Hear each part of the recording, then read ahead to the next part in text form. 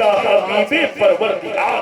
کوئی جواب تو لاؤ, کوئی مثال تو لاؤ. کہا کہ آکاش کے چندرما کے طرح نہیں ہوں گے, پروت پہاڑ کے طرح نہیں ہوں گے. تو کیا وہ گنگا جنم اسنانم پنڈتم گوتانم سواہا, کیا وہ گنگا کے پوتر دھار کے طرح ہوں گے؟ کہا مہاراج کیسی بات کرتے ہو, گنگا کے دھار میں انسان پھنسے تو زندگی چلی جاتی ہے, زندگی کا انت ہو جاتا ہے, زندگی اس کی سواہ ہو جاتی ہے. لیکن میرے اور آپ کے مصطفیٰ اللہ کے حبیب ایسے نبی ہے جو بھی مصطفیٰ کا کلمہ پڑھ لیتا ہے, جو بھی نبی کا غلام ہو جاتا ہے, اس کا دیوار, اس کا بیڑا یہاں بھی پار ہے وہاں بھی پار ہے.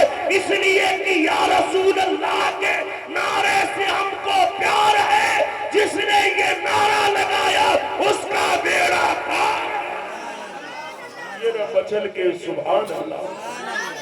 بس میں سمجھ رہا ہوں کہ کلیجہ نہیں, کلیجی بھی اس وقت نکال کے دے دیں گے تو آپ لوگوں سے اب ہاتھ پیر ہلنے والا نہیں. سمجھ رہے ہیں؟ اس لیے کہ آپ لوگوں کی بیٹری ڈسچارج ہو چکی ہے, لیکن انشاءاللہ آپ کی ڈسچارج بیٹری کو کچھ ہی پلوں میں مجیب رضا چارج کر کے جائے گا.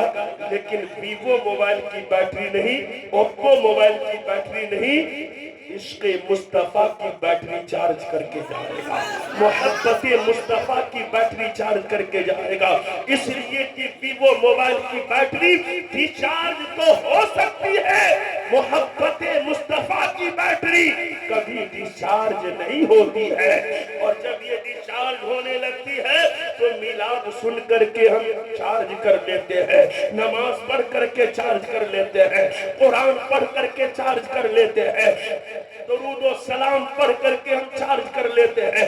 اس لیے شاعر نے کہا کچھ ہو یا نہ ہو اتنا ضرور ہوتا ہے, درود پڑھنے سے چہرے پہ نور ہوتا ہے. سنی جنتی مسلمانوں, متھلانچل کے شاعر نے کہا کہ پیارے محمد جگ اجیارو چمکاتا عرش پہ نام ہو, تو تمہارے ہی پاؤں کا جوتا ہو پیارے, ہمارے شریر کا چام ہو.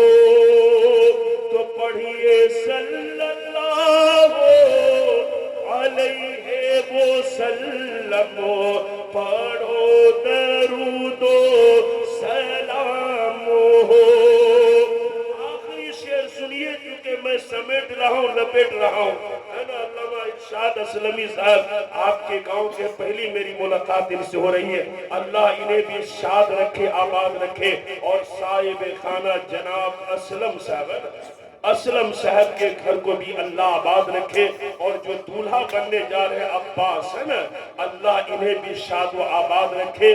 آنے والی دلہن اتنی برکتیں اپنے قدموں میں لے کر کے آئے کہ اللہ تعالیٰ صاحب خانہ کے گھر کو رحمتوں برکتوں سے مالا مال کر دے, مالا مال کرتے. ملاحظہ فرمائے کہ آیا